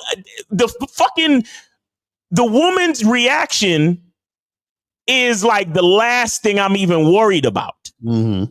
Like I'm in a bar talking to a chick and all these things are just coming out of my mouth. Meanwhile, I'm paying attention to the guy at the door that's about to start a fight with the bouncer. Right. Like, you know what I'm saying? Like your mind is just like, I'm too focused on my surroundings and what I'm trying to accomplish in the situation, as far as making sure I stay safe and being about my business and staying focused and doing what I'm supposed to do. Me talking to the girl is like, it's secondary. It's an afterthought. Right. You see what I'm saying? Like, I'm like, look, it should be so crazy. Like you're in the bar talking to this chick right now and you see like a group of chicks coming in. Mm-hmm. And you're already like, yeah, I'm about to end this conversation in about 1 minute. And then I'm about to go holler at them over there. Mm-hmm. You get what I'm saying? Like, it should be like that. But most guys, it's like tunnel vision. They just see that one girl and they hear this as they're walking over to her, they hear that sound and their heart is filling with nervousness and tension. And they're like, oh my God, I hope she likes me. I hope she doesn't have a boyfriend. Right. You see what I'm saying? Like so you got to, the more you do this, the more you start to elevate and you start to see different things. And that's there's times where, this time, like, for example, there's times where I was on a date with a chick and she was highly interested in me and we were flirting, but her flirting style made me feel exhausted. And so I was like, I don't want to deal with her anymore. You understand what I'm saying? And what I mean by that is, like, for example, I'll give you guys examples to show you what I'm saying. So like we on a date, we talk and we flirt, we kiss, like we kissing, touching, all that other stuff, right? But her flirting style was like very very aggressive and condescending, and I didn't like it. So like, for example, she would like we'll be kissing, and she'd be like, you think you the shit, don't you? And it's like very antagonizing, and I was just like, this shit is draining me. Like don't come at me like that. Like I don't like that shit. You understand what I'm saying? Like it's obvious. She was Ayesha Curry in you. Like, exactly right. You get all the attention, and I get nothing. Right. And I'm just like, exactly, Charlie Kiefer. Too much sarcasm. Yes, I don't like that shit. Like, I don't like that shit. You feel what I'm saying? Like, so I was like, yeah, we're good. You feel me? It is the word. Like, yo, bitch be in competition with you from the beginning, and it's like you know, every once in a while when you tell a chick what you do, like, oh yeah, you know, I'm somewhat of a dating coach. You know, I teach guys about masculinity. Right. Next thing you know, this bitch is trying to coach me on masculinity. Exactly right. Like, like what do you? Oh.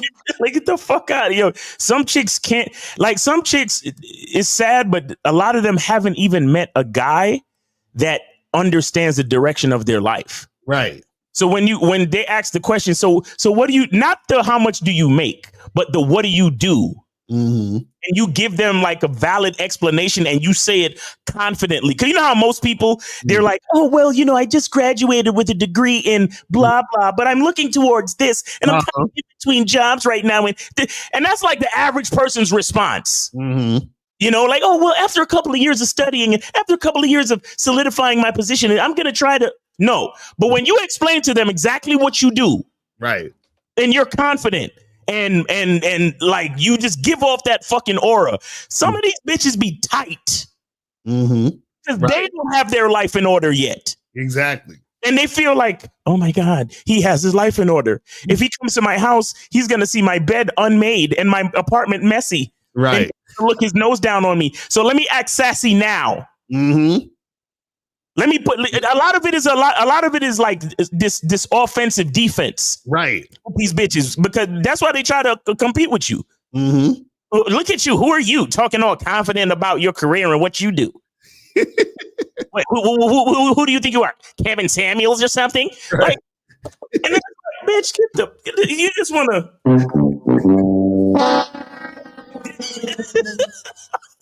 That's why sometimes if I'm out talking, I just be like, yeah, I make soap. Right. Exactly right. I don't get into the other shit unless it actually comes up. But I just, yeah, I make soap. Mm-hmm. Mm-hmm. Shit is crazy, man. So yeah, that's why you gotta be out here doing what you do, because then you'll start to pick up on these things. Right. And that's what happens when your game gets tighter, is that your senses, you know, your spidey sense gets stronger. You know what I'm saying? Jarrell, man, we've been rambling, man. You got anything else before you get off? No, I'm good. No, I appreciate you guys. And just check, I just sent you the free call for someone else. Okay, perfect.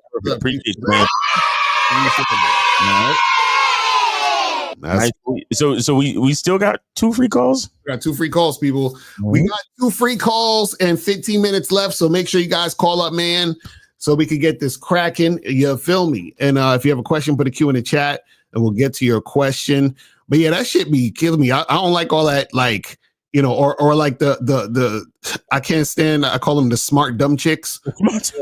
Where they think they smart because they know a lot of shit in books and they've read this and they went to this school, or they like, it's just like I don't care. I don't care. I don't care how smart you are. You feel what I'm saying? And a lot of times you're not really smart, right? You're just too ignorant to realize that you're not that smart. You understand what I'm saying? It's like ridiculous. And then what happens is that, or the worst is that when you meet a chick, and off top, she has this energy where she just feels like she's like better than you.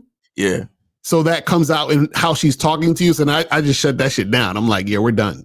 You know what I'm saying? Like, we're finished. We're done. You know what I mean? But let me see what other questions you got here. Where was we at? Can there ever be a time where being yourself and having tight game conflict? Is it possible that a part of your natural personality can inherently be weak game? No. See, the reason why your game is weak is because you're not being yourself. You know what I'm saying? So the thing is that a lot of what y'all think is yourself isn't really yourself. It's the combination of you being conditioned and moving based on those thoughts that you have based on your conditioning. So that's not really you. You feel what I'm saying? So when we talk about who you really are, and what you're really about, it's about actually digging deep to see who you really are. Because if you're really being you, right, then what will happen is that you would be the type of motherfucker whose game would be tight. You understand? Because this is the thing. This is how you know you're really being you. When your actions line up with your actual thinking. And when I say actual thinking, I'm talking about you thinking thoughts based on what you really feel. Not thinking thoughts based on what you heard. So if you're like, well, I don't like chicks with high body counts. Really? Do you really feel that way, or you just heard some nigga on YouTube say it? So that's not you being you. That's you being a robot. That's you being a fucking zombie. Yeah. You know what I'm saying? So what we're saying is that when you're being yourself, because you're saying, how can we're being yourself and having tight game conflict? Being yourself and having tight game can't conflict because being yourself is having tight game. You know what I'm saying? So he's thinking that when you have weak game, they think that being yourself is the insecure guy who's afraid to approach that woman. That's what he thinks being himself is. No, being yourself is you see that woman and you're like, I want to fuck the shit out of her. And then you would really be being yourself if you walked over there and let her know that's what you wanted to do. Facts. So that's what we talking about. So where we at? He said, when people act stupid, how do you guys not allow anger to drive you crazy while also not bottling that anger up? Well, Chris, it's because you're focusing on them and not you. Exactly. And because you don't actually holler at 25 women a day. 980-980, you are on live with Lakari and Miles. Name, age, city. How can we help you? Israel 26, Tennessee. All right, Israel, I see the brother. Appreciate you, man. That's what's up. What's going on? What's going on? Here? Yes, sir. What's up? Well, no, I wanted to call in and, just thank you guys, including my teacher, Kay Zag, because last few shows, Macario, I remember you saying that when you decide to put your mindset on a different frequency, when you said about, getting the coaching and taking the game even more serious, right? Mm. And things start to shift. Mm. And I literally had a consultation with Miles and Kay Zagan, like back to back, like the day after. Mm-hmm. And let me tell you, man, like that shit just literally put me on a whole nother level to the point where it's like I became fucking dangerous. Mm-hmm. And when I mean dangerous, I mean in a good fucking way. Right. Number one. Number two, rewatching, the Game Kings 2 documentary, the part where Boss Mac said about going the distance, not just with, just women or game, but just in life in general. Mm. That shit right there is hard hitting. I'm talking about that shit is hard hitting than when Buster Douglas knocked out Mike Tyson for the heavyweight championship. Right. Because let me tell you, see, my thing is like the whole time, and Miles, you exposed this in our conversation. I'm not going to give details, but the whole time is like you can't feel ashamed for wanting what you want as a man and going after what you want, because as men, and Rosebud said this too, our job is to hunt. That's what the fuck we do. We hunt. Right. You know what I'm saying? Right. So going back to what Boss Mac said about, going the distance, me knowing part of my identity is like when I hear some real shit, I don't just I take it to the next level, meaning I didn't just go the distance, I go beyond the fucking distance and then more. Because that's who I am. Because I know if I want to get to the next level and keep going, that's what I have to do. And real quick, I just wanted to share that, and shout out to Charlie Keefe for this, because, he, opened my eyes up to, I think, on the last 2 shows, but whenever I self-reject myself, that's just either reinforcing one thing, that I dislike myself, or better yet, that I hate myself. Now I see why Steve says, why do you hate yourself? Yeah. Because anytime I self-reject myself from anything, whether that's a woman that I say I want to approach or an opportunity to do something that I want to do, then that's only saying to myself that, okay, you really hate yourself because you're standing in your own way. So whenever you say, oh, she may not like me or this, that, and the third, that's where shit, goes wrong, or that's when you miss out on opportunities. So right. I just wanted to share that right there. You guys are the fucking truth. Like, like how you have historical monumental figures throughout history? Well, Miles Zakario, K-Zach, and the Real Game No Theory panel are the fucking historical monumental figures, and there will never be another like it. One of one. Appreciate them while they're here now, because let me tell you guys, I just lost my second cousin over Labor Day weekend. He died in a car accident back in Jamaica. Oh shit! You guys think this is a fucking game? Man, condolences, bro. Appreciate it. And his son, mind you, now of course in Jamaican culture, and I'm sure you know this, Miles, that sometimes we kind of bury things, or sometimes we just go on about life as usual, but then sometimes shit could be delayed. Right. Because I tried reaching contact with him, but then I understand. Okay, he lost his pops, and my uncle, he was there to take him to go look at the body. The point I'm making is that we all got an appointment with death, and that's an appointment we can't miss no matter what. So do what the fuck you have to do now. Like, you guys are literally worried about a chick saying no or being looked at while being approached. I mean, guys, come on. Like, there's bigger shit going on in the fucking world and across the fucking world. Right. This is not fucking... Yo, I try to tell people this, and Miles and Carl, they tell you this all the time, but you guys have to start speaking the language of game and truly understand that literally the whole reason why they say the game is about you, because you have one chance at this thing called life, and this game is really about doing whatever the fuck you want to do and living life on your own fucking terms. That's all they try to tell you. They just talk about the topic of women because they know that, okay, yeah, men nowadays they need this shit because that's what they specialize in. Right. But also, if you go on the little Cario motivation channel, shout out to you, Cario, about why take the dangers of taking people seriously. Man, I see this shit all the time. So, in conclusion, you guys have one chance to do this shit. Don't fucking waste time.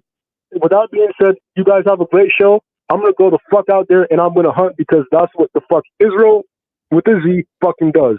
Get out. Appreciate you, guys take man. care. That's Israel in the building, dropping that game, man. Shout out to Israel. Appreciate you, brother. All right. We still got 2 free calls. So calls, people, 2 free calls in the joint. You feel what I'm saying? So make sure you guys call up. Let me see what else we got. Okay, here we go. All right, we got 570. You're on live with Lacari and Miles. Name, age, city. How can we help you? And where did you send it? Or are you taking a free call? No, this is Charlie Kiefer. I sent $5 to the iTalks 26 PA. What's going on, Jim? What's going on, bro? Yeah, I'm doing good. Hope you guys are doing well as well. Yes, sir. I just want to call in to make an announcement that on Friday, I'm going to call in, and I wasn't going to do this at first, but this caller just kind of motivated me. And I'm going to drop 1,000 again and tell another big story. And it's in regards to, the topic of today, but it's something that I heard Miles say within the thing, which is about never trying to make a woman happy, and I wrote down basically 4 pages here of what I'm going to say, later on in the week. And, I'm talking about self-love and having fun in the game. And the reason I kind of was thinking about this was not only just this video today, but, also just in the fact that, this happens to Steph Curry or whatever. Yeah. And also, I saw some reels from Lucario about like King Vaughn, or I don't even know what his name is, King, whatever. I don't even know. And just a whole bunch of stories within this gave me a big breakthrough. And anyway, so on Friday, I'm going to call in, tell the story if you guys would allow that. And I'm going to drop 1,000 on the call. That. So yeah. All right. What's up, man? Appreciate that, bro. We appreciate that.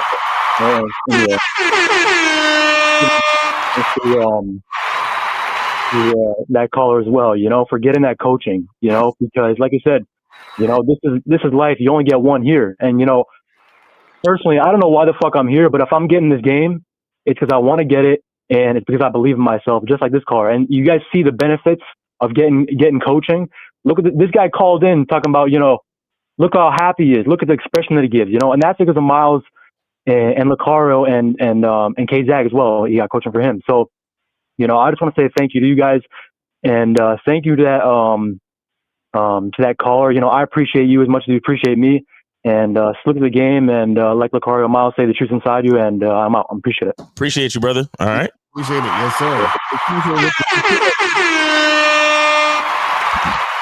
Charlie Kiefer with the support, man. Shout out to Charlie Kiefer. Listen, We still got 2 free calls, man. Still got 2 free calls. Y'all got a few minutes left, so go ahead and call in, man. But shout out to all the guys that's like, getting coaching and taking this thing seriously and understanding, getting to new levels of understanding in them within themselves, and it's a beautiful thing, man. And that's why we're here. That's why we do it. Real talk. So this says, I want to get rid of my nice guy syndrome and be a man and learn how to properly stand up to people. What do you guys think is the best starting point for that?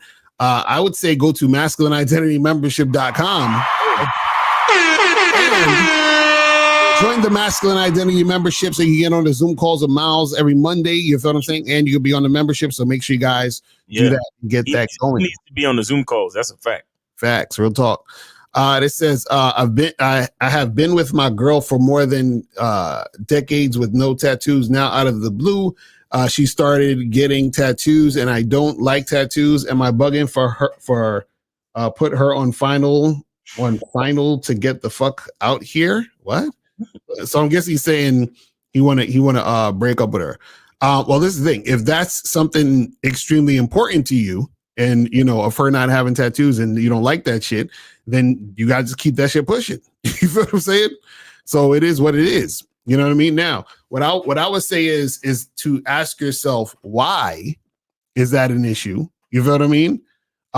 So you can really see, is giving up the entire relationship, if the relationship is good and on point, would you understand what I'm saying? Because a lot of times, see, this is why it's important to have a masculine identity, understand what you actually want and why you do the things that you do. Because sometimes what happens is that you guys are making decisions based on things that don't even, that don't even matter to you really. You understand what I'm saying? This is what we were talking about earlier about understanding who you are and what you want. Because you'll say, oh, well, I don't like this, but why don't you like it? What's the actual reasoning behind it? Do you not like it because it just looks unattractive to you? It's something that you can't, stand, whatever, or something that where you're just not feeling it? Or do you not like it because somebody told you not to like it? Right. Because are you saying something bad about tattoos because you heard it on one of these podcasts? Right. Or do you really have something against it? And if that's the case, then this is why you need to go to shoplucario.com and get how to master the vetting process. Because if tattoos is that really big of a deal for you, that should have been discussed and addressed early in the vetting process. Right. You understand? And again, you got to learn how to say things to a woman too, because you don't look at your girl and be like, don't you ever get a tattoo? Because if you get a tattoo, I'm leaving you. No, what you do is you look at your girl and you say, I love the fact that you don't have any blemishes on your skin. Your skin is so beautiful to me. Like, you don't even need tattoos or none of that shit because your skin is so fucking fire by itself. Like, matter of fact, only thing I want to do is take you somewhere nice where you could get a tan, because I know once you get that tan, you're going to look even sexier than you do now, or something like that. You understand? You got to know how to talk to the woman, right? To influence and support the ideas that you want to instill in her mind. You understand? But I'm probably giving y'all too much game anyway. Let me shut up. Real talk. Let me shut up. So let me see. I think that might have been, I think that's the last question on there. All right. So we ain't got no more questions. Nobody else is calling up. So we about to wrap this shit up, man. You know what I'm saying? Hey, wrap it up, man. Wrap it up, B. Exactly. You know what I'm saying? They don't know about that. They too young. So guys, make sure that you guys go to masculineidentitymembership.com, badboymembership.com, shoplucario.com, and cunninghamelements.com. Make sure you guys go on all those .coms and get your game, step up the game, and get that cracking. And anything else you want to say, Miles, before we wrap it up? Guys, we will be on the Zoom masterclass on the Masculine Identity Membership tonight. Come through 11 p.m. If you're not on the membership, you're missing out. So come through. And yeah, man, it's your boy Miles Cunningham and Mr. Lucario. That has been Media Monday. And yeah, man. And make sure you check out Lucario and Steve the Dean tomorrow. Right. You understand? Those be some of the best calls. Y'all niggas get the best calls on Tuesday. Dudes be they calling up some crazy shit. Yeah. at 3 p.m. today. Go to locariomotivation.com. 3 p.m. today. Go to locariomotivation.com. So we're going to be on there with legacybuildersus.com on there. So make sure you guys, to step up your money game. Yes, sir. Locariomotivation.com, 3 p.m. Subscribe and get that cracking. All right. So that's pretty much it. We out of here. Remember, the truth is inside you. Peace. I can take the dick off the table based upon my standard. You aren't going to get hold of this dick if you ain't being the woman I need you to be. You need to realize that you need to cook, clean. You got to understand that you're not the only woman. And if you can accept that, that's fine. That's just the beginning, because you got to work hard for me, because I work hard for me. So that means if you get with me, it's not going to be easy street, because I need to be satisfied, because there ain't no happy wife, happy life bullshit. It's happy Steve, happy Steve. Being strong with self, understanding who you are, is the biggest defense to bitch ass weak men. And there's no excuses for the men not to be strong. But see, there's so many forces, and then so many men are embracing weakness. I can't stand weak men. Like I don't like to talk to them. It's hard for me to talk to these losers. I've always been a winner at the winner's table. I believe it's a sin to impregnate a woman who can't raise a child, or impregnate a woman who's not fit to be a mother. And I think we have a responsibility in what we see today in these weak ass little feminine boys. I can't tell another man what to do, but I can't dress feminine. I can't wear nail polish. It's just something that I can't do. Why? Because if I'm walking down the street and somebody's having trouble with a flat tire, I want them to feel that they can come to me and ask me, hey man, could you help me out with this? Because those are the type of things that a man will help out with. So I need to look like a man so they can know where to come for help. Yeah, it is such a thing as toxic masculinity in the minds of bitch ass motherfuckers. Talk about masculinity, assertiveness, authenticity, transparency. How can a guy who's straight up and honest with what he does be toxic? If the media can train you to think something bad about it, you hear the word and you want to instantly have a certain reaction. You stop thinking, you start feeling. And when people learn to think and feel and not think through their feelings, that's when they can evaluate a person holistically. And they can say, is this toxic masculinity, or did I just hear something I didn't like? And why did I not like it? And only let me go within myself to see why. I don't never look at no motherfucker and say, oh, that's a toxic masculine motherfucker. I never ever had, I didn't even know, that was an invented concept from a weak motherfucker that was like, I'm just tired of this motherfucker trying to tell me what to do and bully you over me with this bullshit. What's going to make you successful is just understanding who you are and getting your mind right and being happy with who you are. That is the thing that's going to really make you successful. Because after you get all the toys, after you get all these things going on, you've had sex with all the women you want to have sex with, you traveled all the places, you're still going to be you, and you're going to always come back to you.